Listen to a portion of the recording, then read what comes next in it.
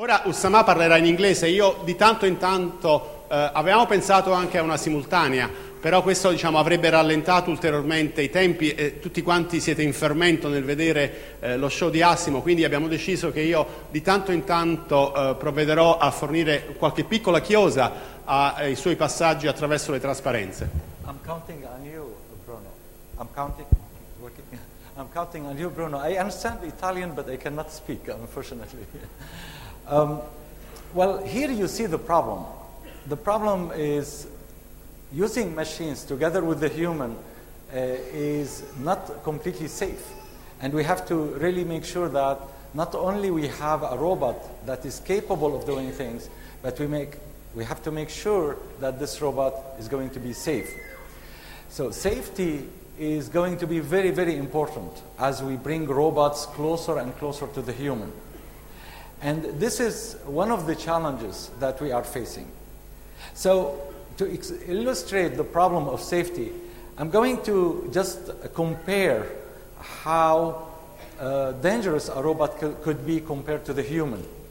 So if we take the human hand and look at the inertia moving while the human hand is moving, this we call it effective mass associated with this motion. And if we normalize it, we obtain a number. This number is, you see it here in the green. If we take any small robot, just one arm, we can see that this arm is much heavier, much more dangerous if we have a collision. So we have been looking in the past maybe 10 years into bringing new kind of robots that are much safer. And you can see here a number of examples where we are building robots with comparable level of danger to that of the human. So I will talk later about a new generation of robots that we are bringing in a way where interaction with the human is safe. But safety is not only the mass that is moving.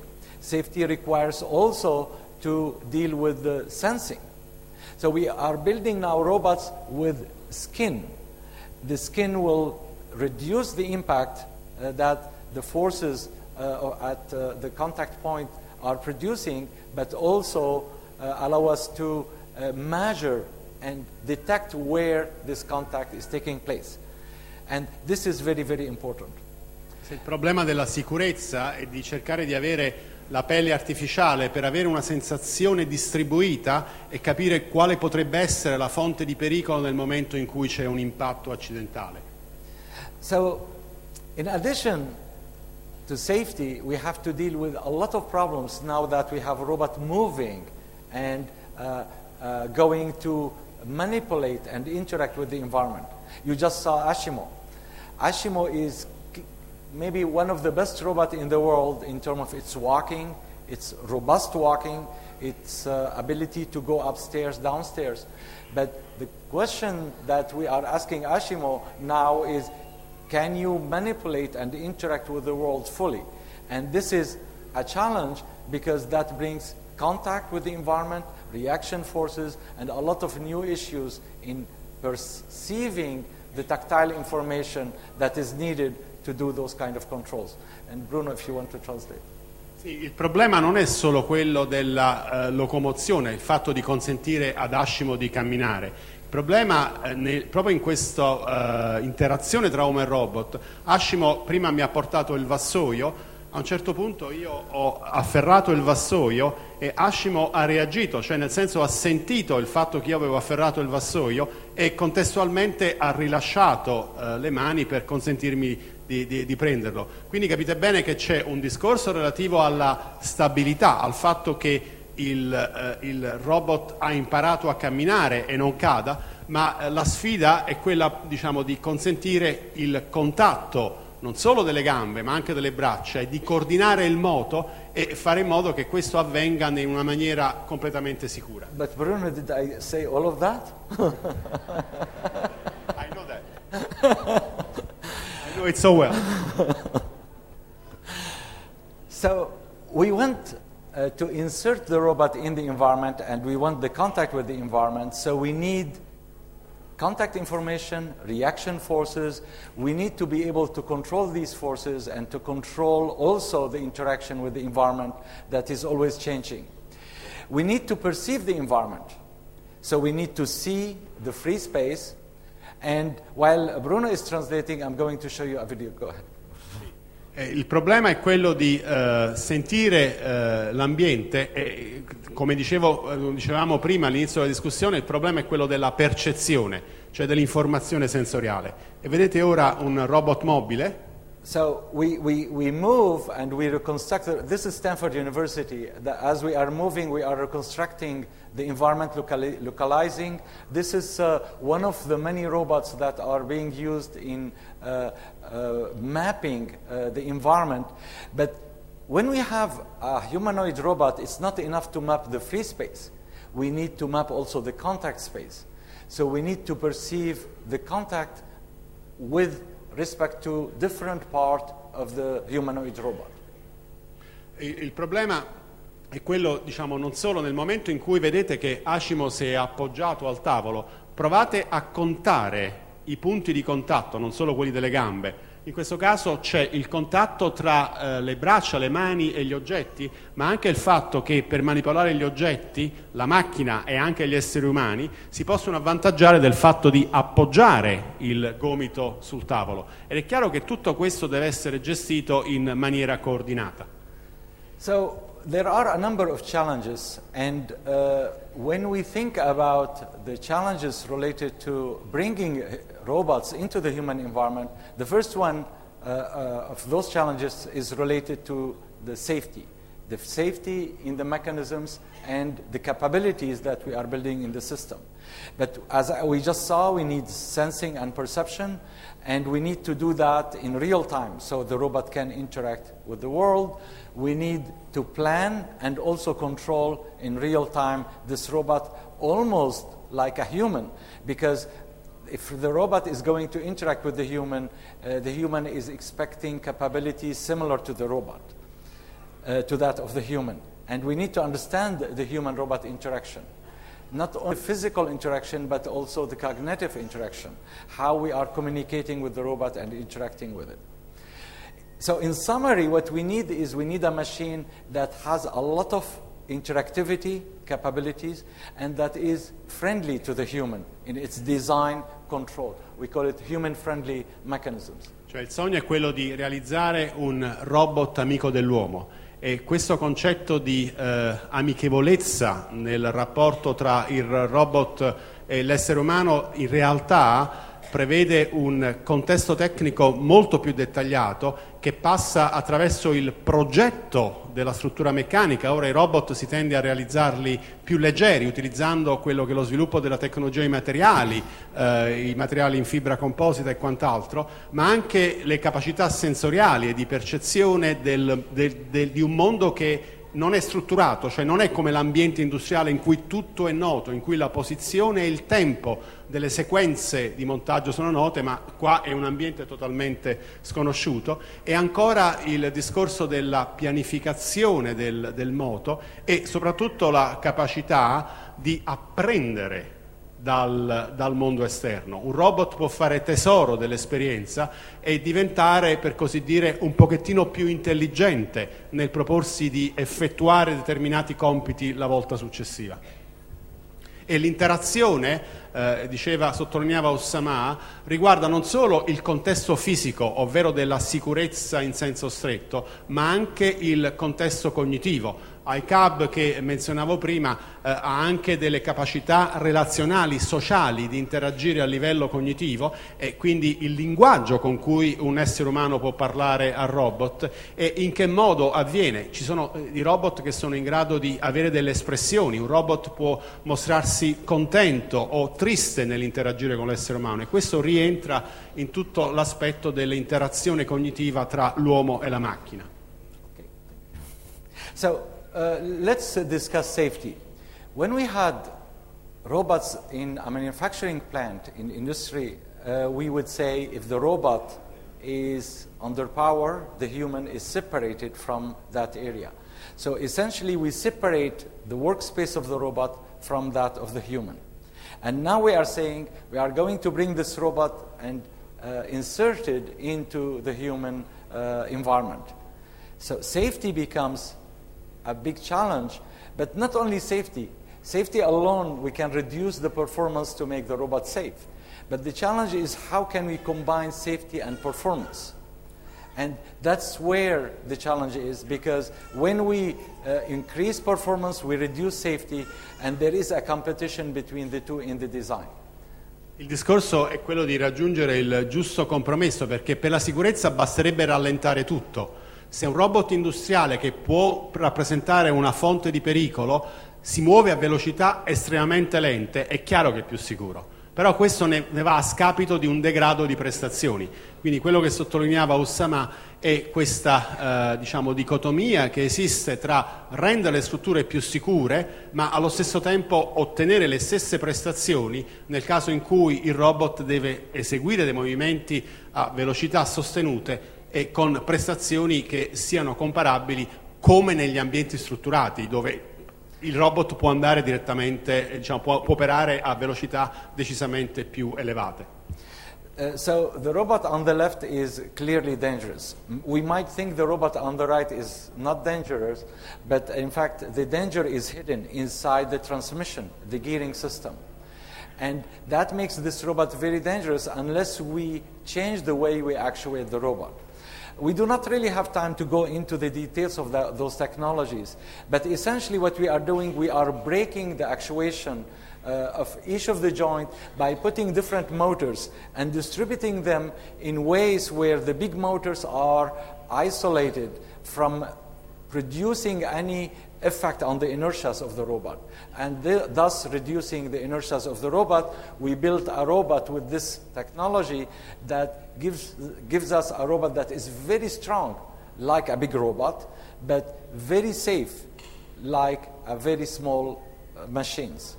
L'obiettivo del progetto DM2 di Stanford è quello di realizzare un robot che abbia le stesse caratteristiche del robot industriale, cioè con i motori, che sia forte, che abbia potenza, ma che allo stesso tempo sia sicuro. E tra l'altro io conosco bene il lavoro di Oussama e del suo team. L'ispirazione ancora una volta è di tipo biologico, perché si cerca di realizzare tutto sommato le ossa e le giunture del braccio di un essere umano sono relativamente leggere.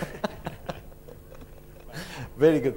Exactly. As Bruno was saying, in fact, we can go further. We don't need to use electrical motors, and we can simplify by being inspired by the human. In fact, we started a design that uses essentially bones, muscles, and bones and muscles are not going to work for a robot unless we bring some additional control. So what we are doing, we are using an electrical motor, and with an electrical motor we increase the bandwidth of the robot, so it's faster, and we are able to make the robot work in contact with the environment. In questo caso, il problema è quello di garantire che il contatto sia, come si dice in gergo, compliant, cioè cedevole, continuando a utilizzare i motori elettrici e sfruttando questa ispirazione biologica, fare in modo che il robot sia preciso e sia cedevole solo nelle direzioni che effettivamente sono vincolate dalla presenza dell'ambiente. So, building a robot like this requires integration, and this is what is wonderful now for building robots, because we have new technologies that allow us to integrate all the components, electronic components with the electrical component with the structure itself. It's called shape deposition manufacturing, SDM, that is allowing us to build a system that is fully integrated. And the system, when we put it together, we can also add, as I said earlier, we can add the skin. So the skin can be added outside that structure. È un poco come cercare di realizzare, se mi permette questa interpretazione, quello che abbiamo con le ossa, con i muscoli, con i tendini e con la pelle artificiale. È chiaro che quella è la fonte di ispirazione e di avere forza e morbidezza allo stesso tempo nella interazione. So here is a shoulder that we are currently building. This is I received this here in Napoli from my student. Just they finished this design, and we are finishing also the skin, and we are building one of the first arms that is so light, that is even lighter than the human arm, but it's much more powerful in terms of the capacity of carrying heavy objects. And at the same time, it is completely safe for the human. This is one example of many different development going on in the robotics field. In fact, in Pisa, Professor Antonio Bicchi is working on similar ideas in the area of safety. There is also work at IIT in Genoa, and all around the world we have different projects dealing with safety.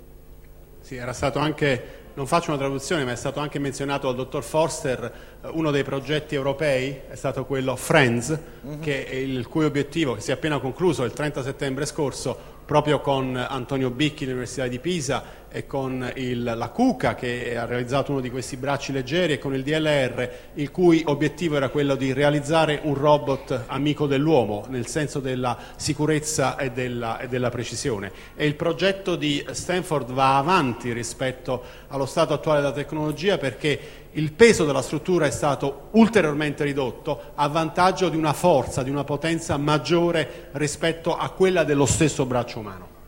So now I'm going to move to another challenge and just give you the flavor of the difficulties we have as we explore this area to bringing robots with capabilities of interacting in the human environment, with the environment and the human.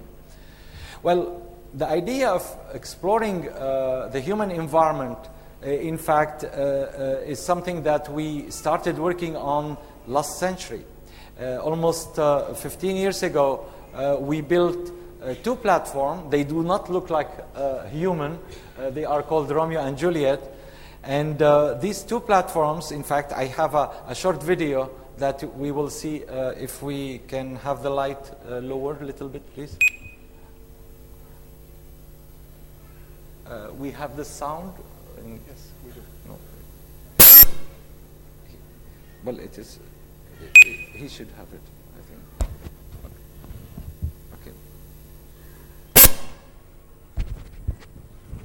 Okay. So, sì, quello avanti è Romeo e quello è Giulietta. So can you have the sound on the computer? Computer sound? Something happened with the sound. In the earphone app, because the sound there is. This is the sound. But, yeah. This is the sound. And the video that. No, it has much louder. C'è un problema col cavo, probabilmente, col cavetto audio. Okay. Can we have the sound here?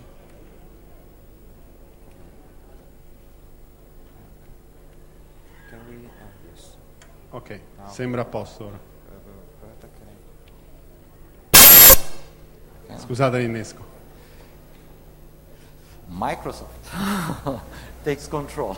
Bill Gates. Okay. Okay, well, I will use my microphone. Sì. Okay. So, okay.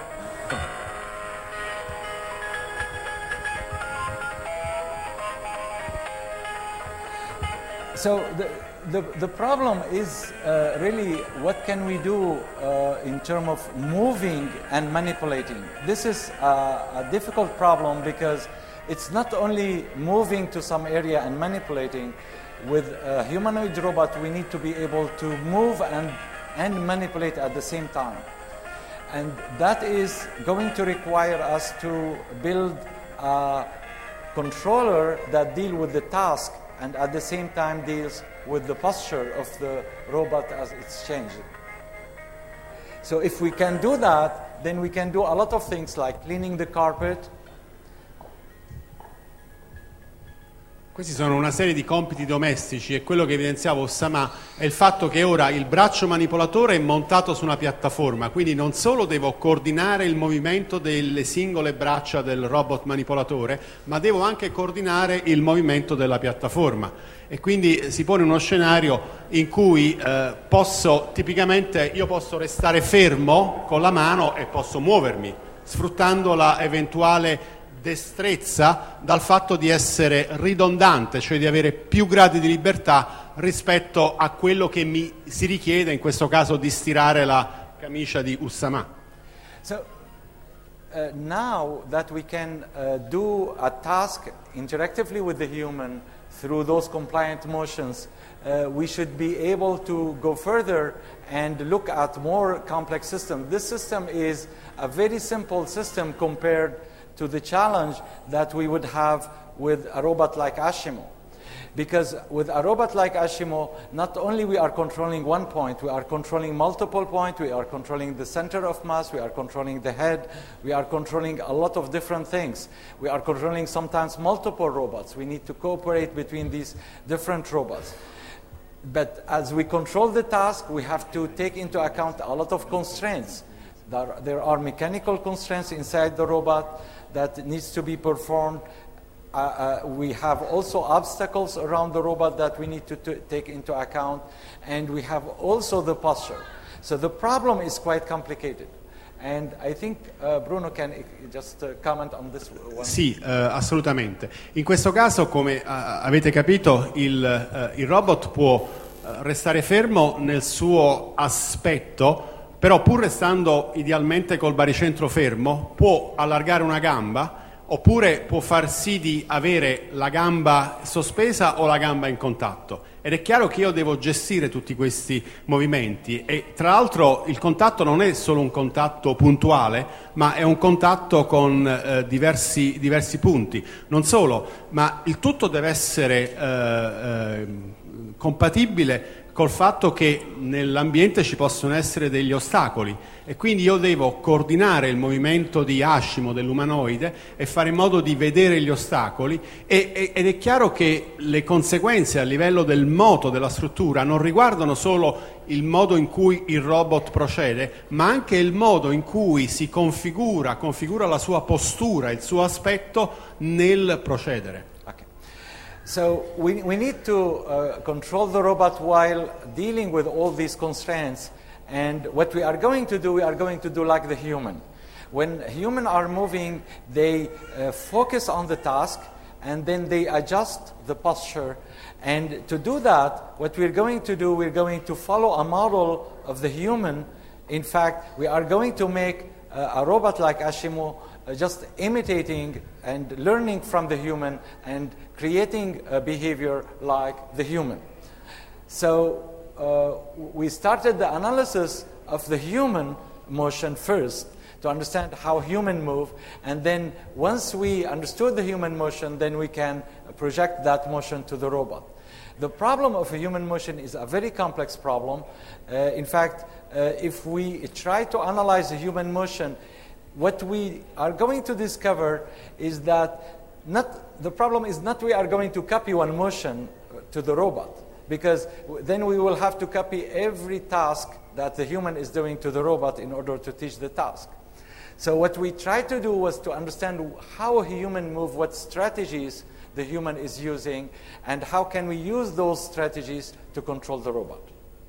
L'obiettivo è quello di cercare di imparare il moto in maniera naturale, direttamente dall'essere umano, e a questo riguardo ci si serve di dati cosiddetti biometrici che riguardano la distribuzione dei gradi di libertà e il fatto che il corpo umano è un sistema con decine e decine, il numero è 136 credo, giunture e 79 gradi di libertà effettivi nel moto, ed è chiaro che il fatto di coordinare questo, se io volessi fare uno sforzo per così dire matematico per cercare di avere tutta questa descrizione, è assolutamente proibitivo, quindi bisogna in qualche modo bypassare questa descrizione matematica e avere degli strumenti sensoriali che consentono di imparare il moto direttamente osservando il movimento dell'essere umano e simulando questi movimenti al calcolatore. So I realize it would be very difficult to explain all the details about this work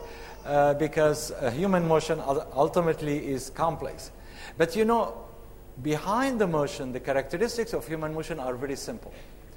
Children, when they are growing up, they learn something. And what they learn the mechanical advantage of their body. They discover it. And once we discover that mechanical advantage, and in fact the physiology and the mechanical advantage, because muscles has way of routing that affect the mechanical advantage, then what we are going to do, we are going to use that mechanical advantage. So I don't know if you get the idea of mechanical advantage, but imagine you are pushing a car. You do not push the car this way, you use your body to push the car. And that is what we are using in motions. So human essentially minimize the effort by maximizing the transmission from muscles to the task. And this is the characteristic that we are going to use to control the robot. Cioè, tutto sommato si cerca sempre di fare il minimo sforzo, nel senso che ci sono delle posture del corpo umano che consentono di realizzare alcune operazioni in maniera più semplice di altre, e i bambini nello stare in piedi e nel cominciare a camminare e a interagire con gli oggetti in maniera sorprendente si comportano naturalmente, cercando sempre di minimizzare questo sforzo, e questo è un qualcosa che poi si porta avanti col crescere degli anni. Allora la filosofia di progetto è proprio quella di cercare di combinare tutto ciò che riguarda la descrizione fisica dei dati che caratterizzano il movimento della struttura meccanica, ma anche tenendo conto di quelli che sono poi dei vincoli sociali, il fatto che in qualche modo nello spingere la macchina c'è sicuramente una postura più naturale rispetto a spingerla col palmo in uno scenario sfavorevole, per così dire. So from analyzing those subjects in different tasks and different motions, we finally discover the characteristics that humans are using in terms of what energy the human is minimizing during performing a skilled task. And this energy is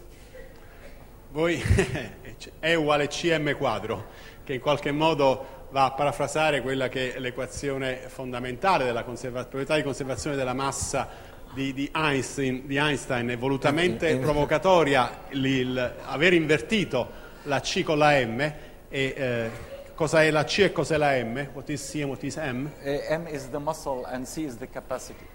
M è il muscolo e C è la capacità muscolare, e questo semplice principio è quello che poi ispira la strategia di progetto basata su questa ispirazione di tipo fisiologico. So here is a motion of the human that is reconstructed in real time, and in fact I'm going to show you this motion on the robot itself as we move the robot.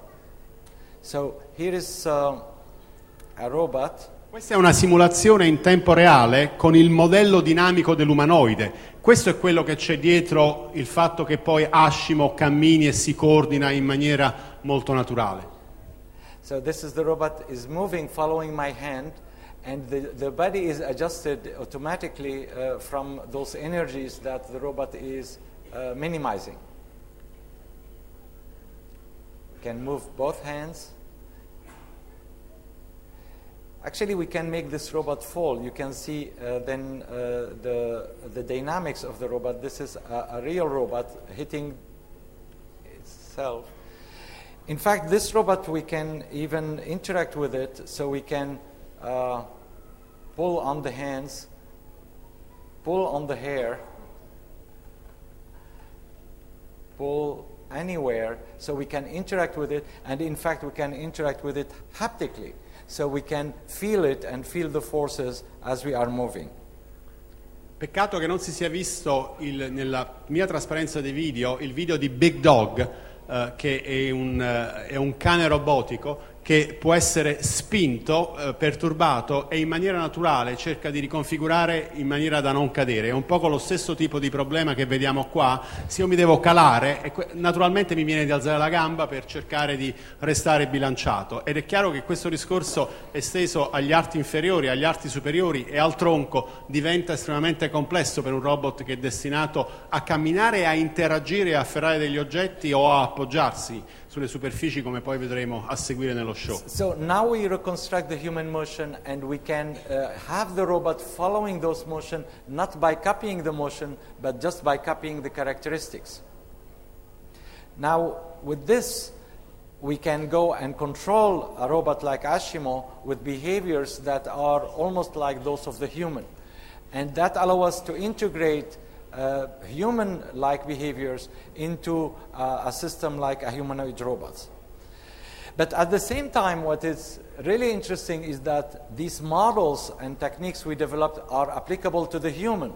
So we can analyze the human motion, we can look at athletes that are moving, and we can train those athletes. So we can look at those characteristics, CM square, in the athletes, in the human model, and find the line of acceleration for the human, and then apply them in the motions of high performance, such as Tai Chi, or such as sport when we are throwing a ball or playing tennis, and then feedback to the human those characteristics to make corrections based on those models.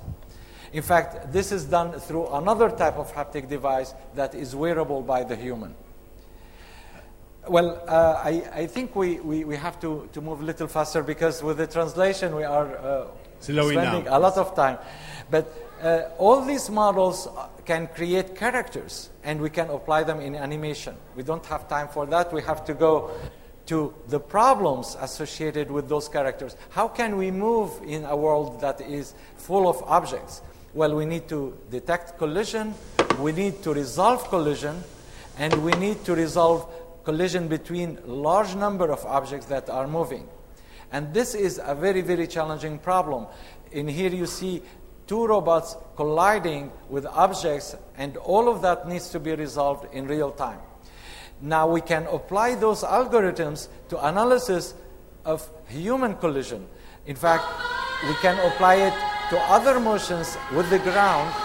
This is a performance of dancing, African dancing, that we capture and we can reproduce in the computer, and then we can modify the motion, multiply the characters that are playing. We are also using these techniques to learn from the human. So the human robot are working together. A robot is learning from the human, and then the robot interacting with the human to assist in different tasks. But because we are looking at those mechanisms, we are developing algorithms and techniques that are very useful in the human domain. So that brings us to the haptic and the interaction, where essentially the human is guiding the motion through haptics, through touch. And in fact, the haptic can be done in many different spaces, in particular in zero gravity. So in here we see operation that is performed through those haptic devices in zero gravity, where the controller is compensating for the changes in the gravity. Well, we can do this on Earth, and we can perform operations where the doctor is teaching the robot where to go, and then the robot will do a scan to replace the sonograph. So we can build a model of the baby by analyzing ultrasonic imaging of a pregnant woman, and then do all the analysis at once. That is, we will have the 3D image and 3D reconstruction. Well, all of these are characteristics that requires us to also think about collision with the environment, and how we avoid collision, and how we deal with those constraints. But the most difficult part in all of these characteristics is balance. Keeping the robot in balance while moving. Ashimo, when he was walking here, he was doing a balance so that the body is always in balance with the forces exerted on that body. The problem for a robot like Ashimo is if this robot is touching the environment, there is a reaction force. And this reaction force produces forces that can tip the robot over. So we need to deal with all these things I was discussing in a way that we take into account the constraints, but also we take into account those balancing constraints.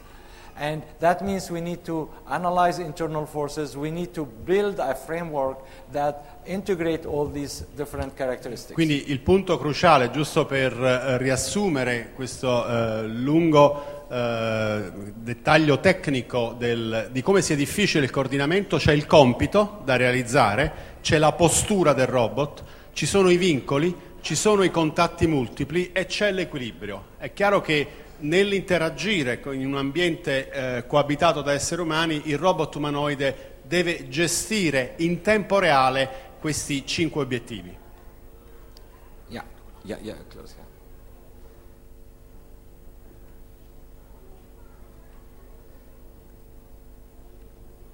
So here is the robot performing those contact interactions, and at the same time, the robot is moving and taking into account the different constraints. So that is a framework that integrates these different characteristics all together in one unified controller. And if we miss any aspect of that controller, the robot would fail because we will break the contact like we see here.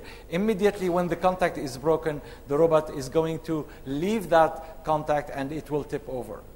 In fact, recently we implemented this on Ashimo. As you see here, Ashimo is making contact with a table, but we are moving the table, changing its location, so the robot is not controlled in position. The robot is controlled through compliance, and the robot is interacting with human. So if we touch the right arm or if we touch the left arm, the robot is balancing and maintaining those balance forces. So currently, those robots are living in virtual environments, and little by little, they will come out of the environment. We are building those controllers to make this robot stable so that basically we can take those experiments and put them on the physical, real robot.